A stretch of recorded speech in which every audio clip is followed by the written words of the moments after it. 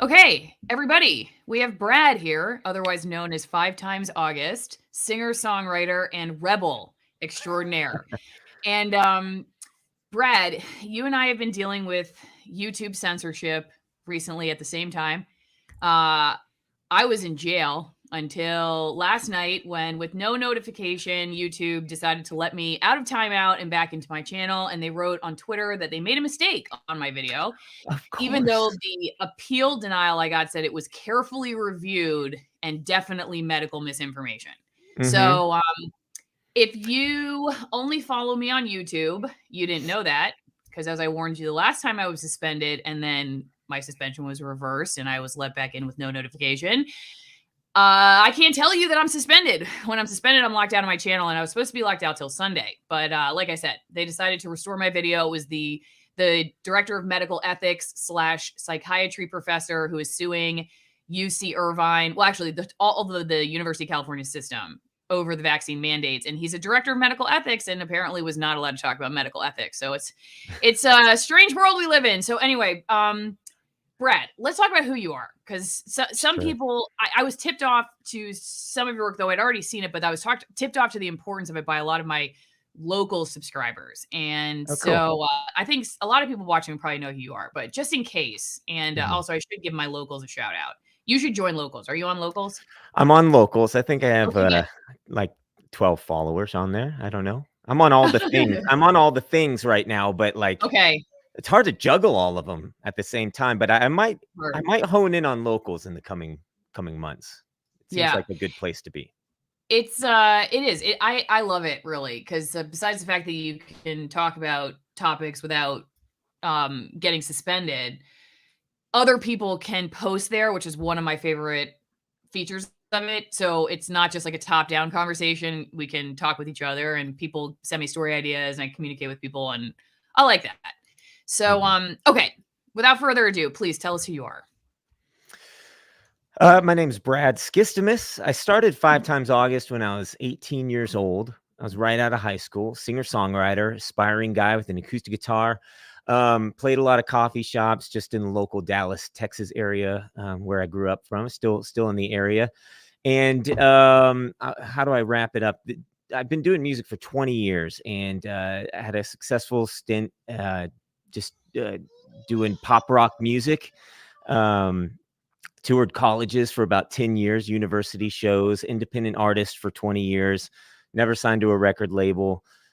This year, I've sort of changed things up a little bit and gotten back to raw acoustic singer-songwriter stuff, which has gotten me into a little bit of trouble this year, which is something I'm not used to. So when you introduced me as a Yeah. rebel, it's funny because I would have never have thought of myself as a rebel. At the beginning of I guess, or at the end of last year, I was sort of looking around going like, where are the where are the dudes that I looked up to in music? Right. And I was like, well, I guess I'll write some songs, I guess. Yeah. I saw somebody commenting that Rage Against the Machine, I think, is playing at Coachella or one of the big events where they're requiring vaccine passports. And then Eric Clapton's the guy that's questioning this Yeah, narrative. And like, when did Eric Clapton become the yeah. rebel while Rage Against the Machine is the one submitting to the messaging? So it is kind of a funny time. I'd love to ask you about, before we get into your stuff, I'm curious, since I just brought up Eric Clapton, what did you think about that song he wrote about the vaccine? And just, it seemed like it, even more than that video and song, are really about propaganda. That's what I got out of it. Just like people Mhm. not thinking for themselves, not talking to each other, just like he had the animation of people with the TVs on their heads and Right. just screaming at each other and not getting along Yeah. because of fake talking points. Yeah, right. I mean, I liked it. I mean, I'll take whatever we can get at this point. It was a fine song, and it had a good message behind it. I had posted on Eric Clapton's Twitter just saying, "Hey, thanks. Um, I appreciate you speaking out." And then I was inundated with Eric Clapton haters and trolls that were mad at me for liking this song. I'm like, can we slow down a minute? Like, you're mad at me for liking a song that you don't like, and some of them for some reason thought that I actually wrote the song. I Really? think, yeah, they came over and they saw that I That was would be writing lucky. kind of those songs. I know. I was like, you could slam me all you want. If I wrote a song for Eric Clapton, I'd be in a pretty good spot right now. Right. But you know, I was glad to see it. And him and Van Morrison are like the only guys from like the '60s that are, you know, living up to their rebellious '60s names. You know, these guys that are supposed to be legendary rebellious rock stars that, you know, um the '60s were prime time for speaking up for what you believed in, and especially in music. And where are they all, you know? And I liked it, you know. I'll take it. And the thing is, he's getting such a bad rap for speaking up. And it's so funny because he took the first vaccine, then spoke about his experience with it, and he's Mhm. still labeled anti-vax. Right. And Yeah. it's like, but he did it.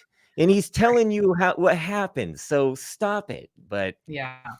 yeah. Well, what do you think about, when you were mentioning how important music was for the movement during the '60s, and that was where the rogues gathered to subvert the system, which I think I had somebody on Locals actually suggest on YouTube now, because I'm not quite sure what to do with my videos here anymore to avoid having to go on Twitter every month and a half and wage some kind of thumb war with them.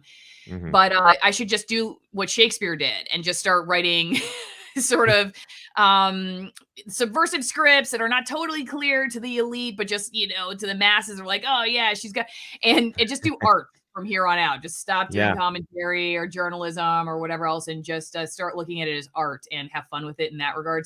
So what happened then to those rebels? I mean, what do Yeah. you think?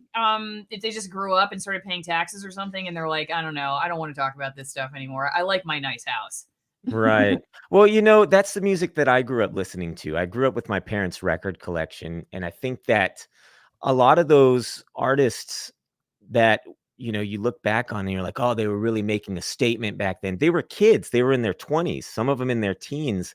And then they grew up and their brand became a real brand, you know. Look at, this is a little bit later, but look at Nirvana. When you can buy you know, they were the epitome of rebellion in the early '90s with grunge music, but now they're just a Target t-shirt, you know. And so all these bands, the Beatles, Rolling Stones, um, and look at Coachella and Lollapalooza. It's all commercialized. So the idea that they were, you know, they were just kids making a statement back then in the '60s is basically what I'm saying. They grew up and became adults who were like, hey, I could make a little bit of money out of it. That's what I sort of think about it. And then they became a copyright. You know what I mean?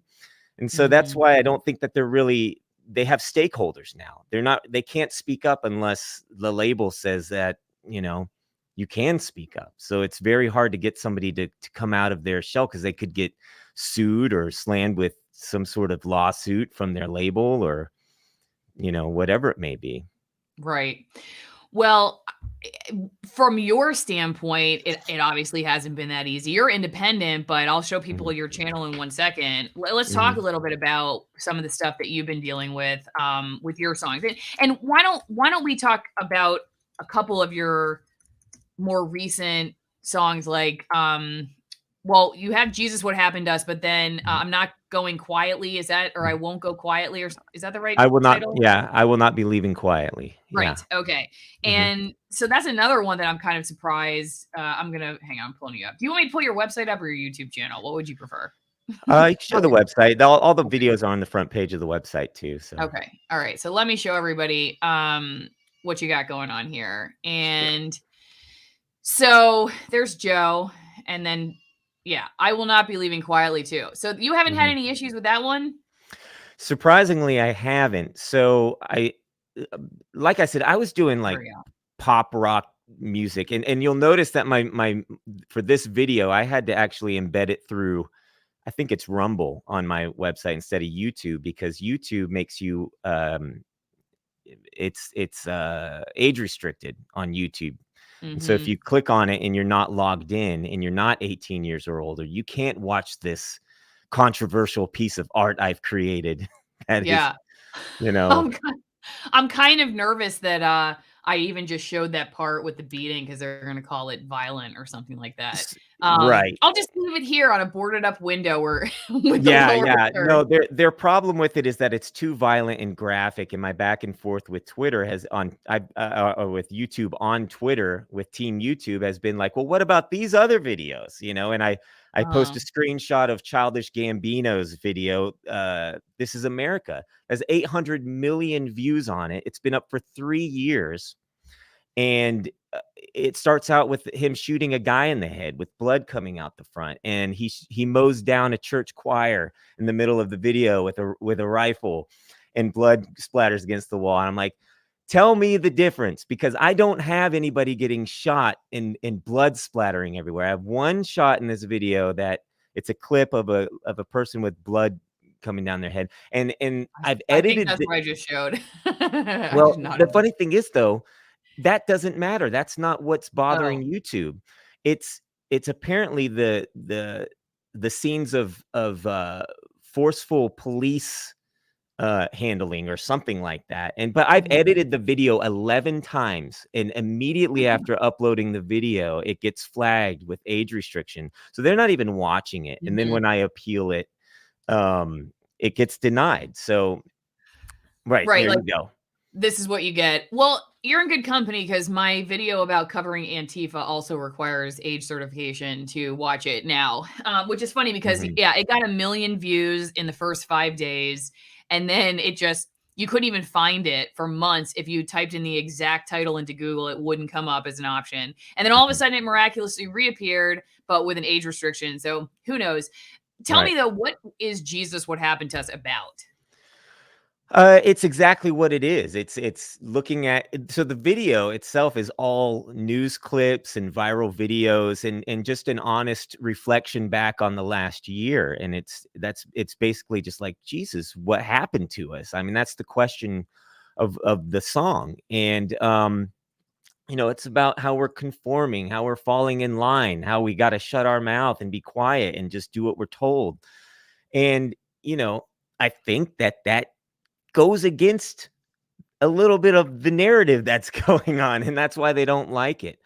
But it is interesting to see that they haven't picked up on that same sort of message in the other songs and the other videos.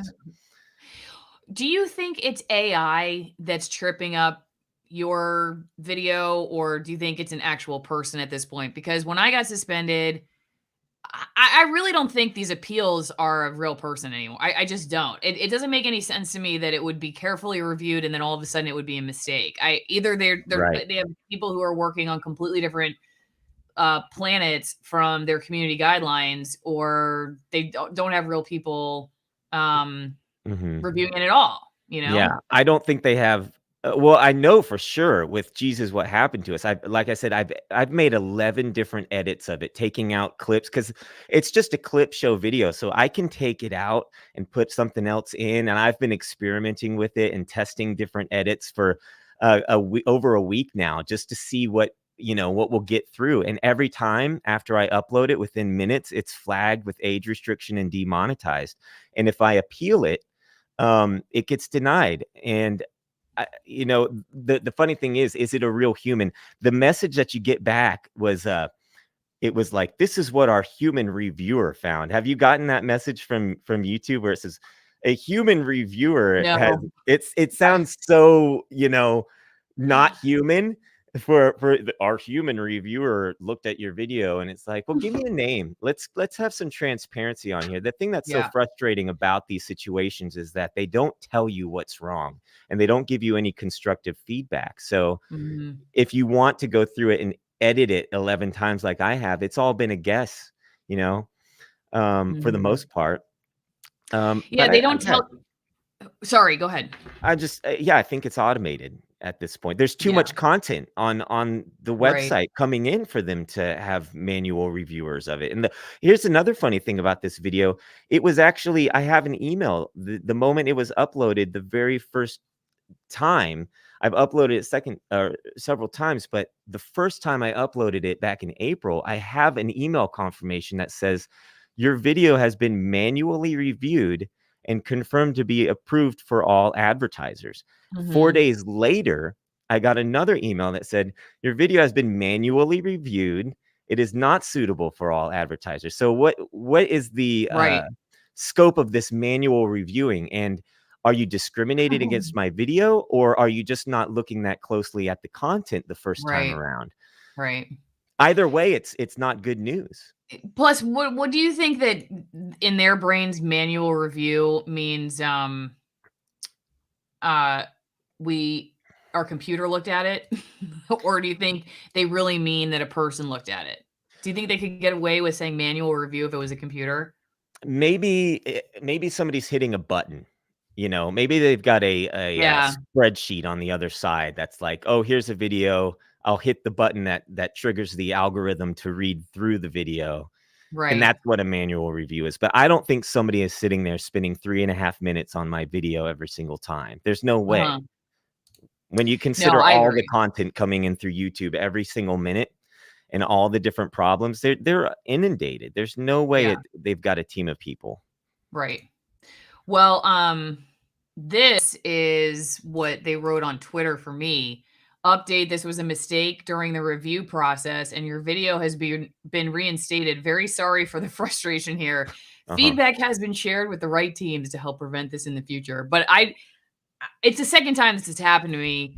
So I don't really love having to go on Twitter at all, frankly. And I Mhm. definitely don't like going on Twitter and just kicking up dust in their face every 6 weeks or whatever. It drives me nuts to have to. It's not fun. I think maybe there are some Mhm. people who really like socking it to the man on Twitter. I'm definitely not one of those people. It feels like a Yeah. huge waste of time and a drain on energy, but it's the Mhm. only way to fight back.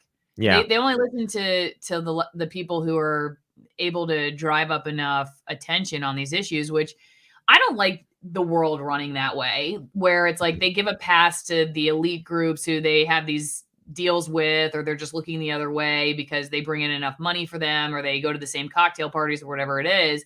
Because it really isn't about science and misinformation or even some of the other stuff that they talk about, like violence and whatnot. It's who's saying it that Mhm. I believe that really matters. Because they've clearly, I've shown, well, my other video that got me suspended was showing how corporate news can break their rules and nothing happens. And then instead of going, oh, thanks, Allison, for bringing our attention to this, we're going to go give them a strike over at CNN and NBC, which I don't want them to do. I'm Mhm. anti-censorship, but at the same time, Mhm. it's like, if you're going to have the same rules, then that's what would logically have happened to CNN and NBC's YouTube channels. But instead, Mhm. they just suspended me for showing Right. CNN and NBC videos. And that's how it works. It's like, well, those videos can stay up, but if you show them on your channel, then you get the strike. And then, like, again, there was enough attention brought to it that I was able to push back. But Mhm. okay, so I want to ask you big picture before we're going to cut the stream and go over to ROKFIN. If you guys are interested, I'm going to put the link in the chat, and then I'll put the link in the description. And I should say real fast that this is going to be a new channel in a way after all of this. Maybe not totally new, but new in the sense that I'm going to start getting really serious about cutting these things early, and hoping people will go over to other platforms, because I'm tired of rewarding YouTube for bad behavior, and I also it's just not where I want to invest my time, because because you just don't know if you're going to show up, right, Brad? And the next day your office is That's going to be right. boarded up. That's the way I look That's at it. right. So, okay. So big picture, talk to me about why you decided to get into the music resistance game. Like, Mhm. what was it that you were like, okay, I want to start getting music out about this. I've had enough. Yeah, I've had, you know, I've been a songwriter for 20 years, and I've had these different little sections of my career. I start out just being 18-year-old coffee shop singer-songwriter guy. I did that for a good 10 years or so. Then I had kids, and the last couple of years, I was actually doing a kids music project that I really loved doing, and my family was in on it, and it was great, and it was positive music that was just nice music. And then um, the pandemic happened, and then I had to cancel all these shows and stuff. And what happened, it's really weird how this all happened, but um, I did a parody song at the beginning of the pandemic called "We Didn't Spread the Virus," and it was a parody of "We Didn't Start the Fire" by Billy Uh-huh. Joel. I couldn't have put less effort into anything I've ever done in my entire career and have something go viral. So I did this parody in my kitchen. I set my phone down. I did it. I put it up. I didn't think anybody was going to look at it. And it ended up getting 1 million views. And I was like, what? Okay, well, that was kind of fun. Maybe I'll do another one. So I started doing these parody songs, these pandemic parody songs at the beginning of 2020 when we were all in quarantine. And it was Mhm. kind of fun. It was just a funny writing challenge for me to take a song that I liked growing up and rewrite it for these ridiculous times. Um, but then, like, after everything kept sort of going on and on, I did like 12 of them, and I was like, okay, I think I've said what you can say with pandemic parodies, and I was kind of bored with it. But I put out a song in the middle of that was just one of my pop rock tunes called "We Are in This Together," because that's what was everybody was saying, and that it was a very optimistic song. I wanted to put out something that was like, hey, we're going to get through this, and be all we are the world kind of gung-ho song that we could use at that time. And it didn't do anything, and it was right before all the George Floyd stuff happened. So I'm over there being Mr. Optimistic with this song, and I'm like, hey, yeah, we're in this together. And then George Floyd happens, and then the pandemic keeps stringing on, and then mandates start happening more and more. And then I'm just like, at the end of 2020, I'm just like, what is going on? Like, what kind of world am I setting up for my kids? And I Mm. felt sort of an obligation to say something through my music. So the first song that I wrote was called God Help Us All. And it's on my shirt here. You can get it at 5timesaugust.com. There you go.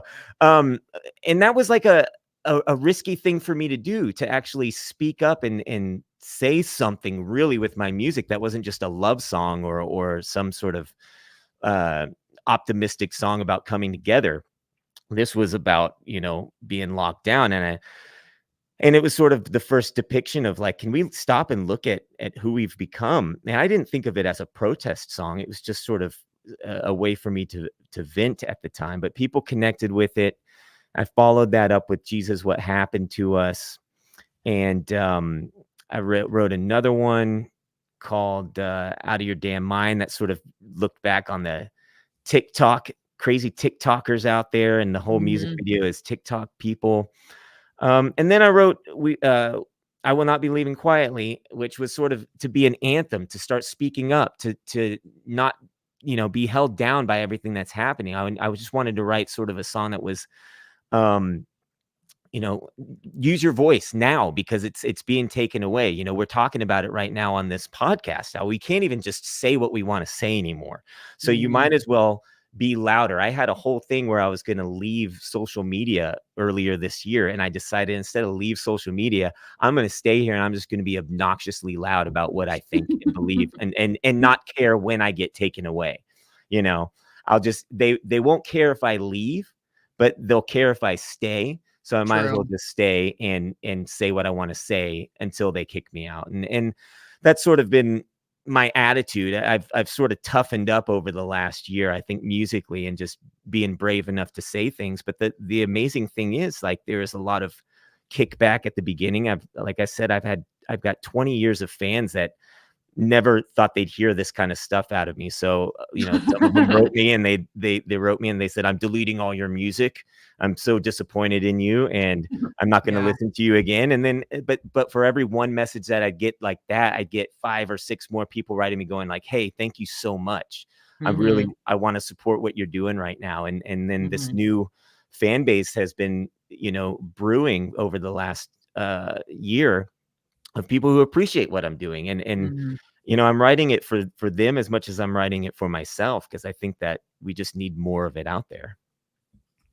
Well, everybody should go check out fivetimesaugust.com. And are you a coffee drinker by any chance? Not really.